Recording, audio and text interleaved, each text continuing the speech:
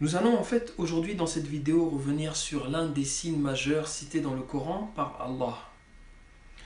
Un signe majeur qui en fait a été occulté, on va dire, par l'actualité, mais qui a une importance capitale. Aujourd'hui, je vais vous lire en fait, Inch'Allah, la traduction du sens d'un verset d'Allah Azzawajal sur justement ce fameux grand signe. Allah dit: et quand la parole tombera sur eux, nous leur ferons sortir de terre une bête qui leur parlera. Les gens n'étaient nullement convaincus de la vérité de nos signes ou versets.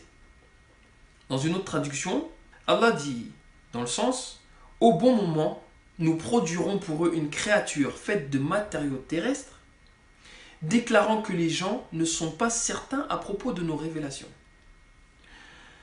En clair, arrivera un moment où Allah fera en sorte qu'une de ses paroles se produise. Il nous stipule bien ici que sortira de terre une bête. Une bête qui en fait sera composée de terre. Donc c'est pour ça que dans l'autre traduction, on dit faite de matériaux terrestres. Allah ajoute que cette bête nous parlera. C'est une faculté de parler. C'est entre humains qu'on se parle. Donc il y a une bête qui sera créée par Allah Azzawajal qu'il fera sortir de terre, qui parlera avec nous. Nous-mêmes, nous sommes une bête faite de terre. Nous sommes faits d'une glaise sonnante, selon ce que Allah Azzawajal nous révèle dans le Coran. Mais que peut être cette fameuse bête de terre? Je vous laisse en fait aujourd'hui prendre connaissance de ce reportage sur les fameuses terres rares. Je ne sais pas si vous êtes au courant de ce que c'est, mais je vous laisse en prendre l'information.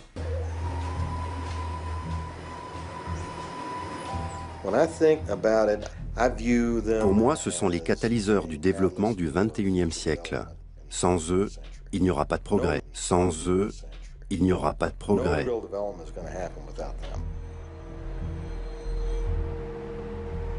Dans ces réservoirs flotte l'avenir de l'humanité. Flotte l'avenir de l'humanité.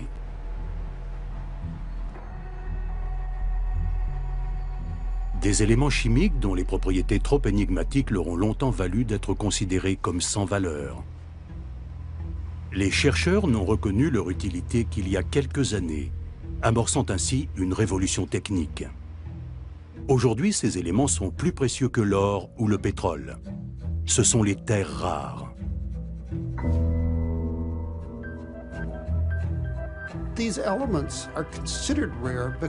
Ces éléments sont considérés comme rares parce qu'ils sont très difficiles à isoler chimiquement.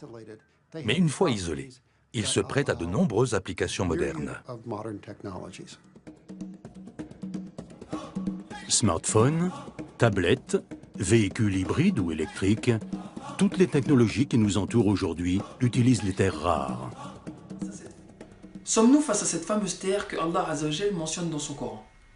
Vous comprenez que ces fameuses terres rares contiennent des composants qui sont aujourd'hui indispensables pour la technologie de nos smartphones, des véhicules hybrides, mais aussi de tout ce qui est en fait humanoïde, homme bionique.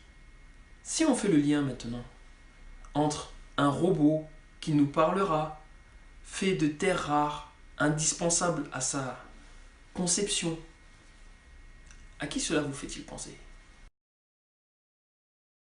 Un joli sourire, Sophia. Et elle parle bien et intelligemment. Elle a le sens de la répartie. Vous regardez trop de films hollywoodiens. Soyez correct avec moi et je serai correct avec vous. Sophia est la vedette d'un salon high-tech en Arabie Saoudite. Un robot doté d'une intelligence artificielle sous la peau de silicone. Il n'y a que de l'électronique. Sous la peau de silicone, il n'y a que de l'électronique. Sophia est la dernière coqueluche du royaume, au point de se voir offrir la citoyenneté saoudienne par le roi Salman. Au point de se voir offrir la citoyenneté saoudienne par le roi Salman. Je voudrais remercier le roi. C'est historique d'être le premier robot dans le monde à être reconnu comme citoyen.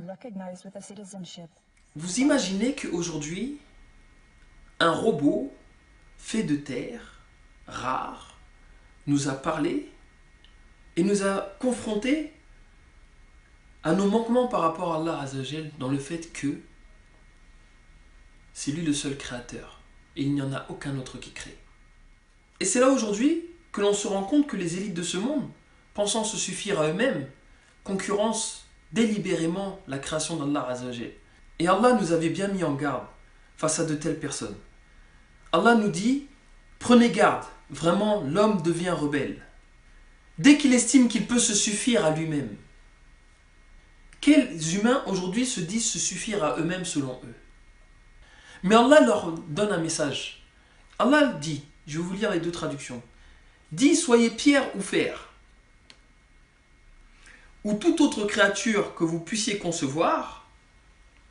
Ils diront alors, qui donc nous fera revenir? Dit, celui qui vous a créé la première fois. Ils secourront vers toi leur tête et diront, quand cela? Dit, il se peut que ce soit proche. Dire que Allah, là, ici, il nous donne une indication de proximité, de par rapport au moment où les personnes, comme il dit Allah, dit, même si vous vous transformez en pierre ou en fer, même si vous vous transformez en n'importe quel genre de création que vous estimez impossible, ils diront alors, qui nous ramènera? Allah dit, celui qui vous a créé en premier lieu. Ils secourront alors la tête et diront, quand cela sera-t-il? Dit, cela peut être plus proche que vous ne le pensez. Lorsque l'on médite un minimum sur ces ayats, on comprend que Allah Azzawajal les met clairement au défi, de par rapport à leur âme. Ils pensent en fait pouvoir mettre leur âme dans une machine, faite de pierre, faite de terre, faite de fer ou de n'importe quel autre matériau. C'est ce que là nous explique Allah.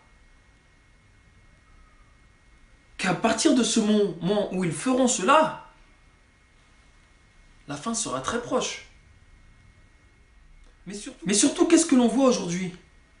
On voit tous les films comme Transcendance avec Johnny Depp, où l'homme, son âme est transférée dans une machine. Le corps de Will est en train de mourir, mais son cerveau est un réseau de signaux électriques. On peut sauvegarder sa conscience. On peut le sauver, Max. Pas comme ça. En admettant que ça marche. Si on rate quelque chose, une pensée, un souvenir d'enfance, comment savoir à qui on a affaire?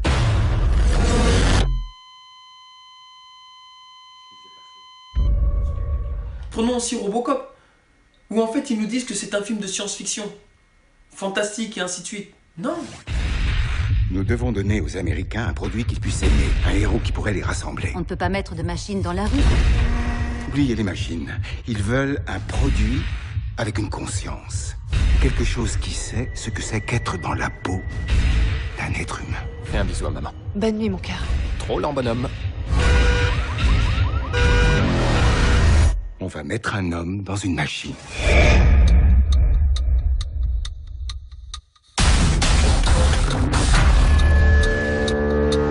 C'est bon, on le réveille. C'est ce vers quoi ils tendent. Ils souhaitent amener l'humain, mais pas n'importe lesquels. Eux, les élites. Elon Musk, le CEO de Tesla et SpaceX, s'est exprimé sur sa vision du futur lors d'une conférence au World Government Summit à Dubaï. Il a dit qu'avec les années, il pense que s'accomplira la fusion entre intelligence biologique, la nôtre, et intelligence digitale, celle des machines et autres intelligences artificielles. Pour lui, cela semble même inévitable, car le problème principal réside dans la bande passante, ainsi que la vitesse de connexion entre le cerveau humain et une éventuelle version digitale d'un individu. Elon Musk a rajouté que d'une certaine façon, nous sommes déjà tous des cyborgs, car lorsque nous mourrons, nous laissons un fantôme digital, une trace numérique de nous-mêmes sur les réseaux interconnectés, et ce, à une échelle mondiale.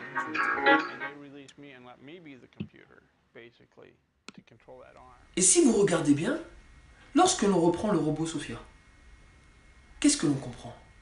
Vous pouvez voir en fait dans la presse que son visage qu'ils lui ont moulé sur ce fameux robot, vous pensez que c'est juste un visage comme ça qu'on a sorti de nulle part?